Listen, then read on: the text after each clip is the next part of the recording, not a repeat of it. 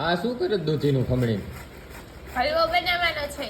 હલવો બનાવસ? હા. હું વાત છે તને આવડે બનાવતા? હા. કેદી બનાવ્યો કોઈ દી? તો કોણ બનાવે?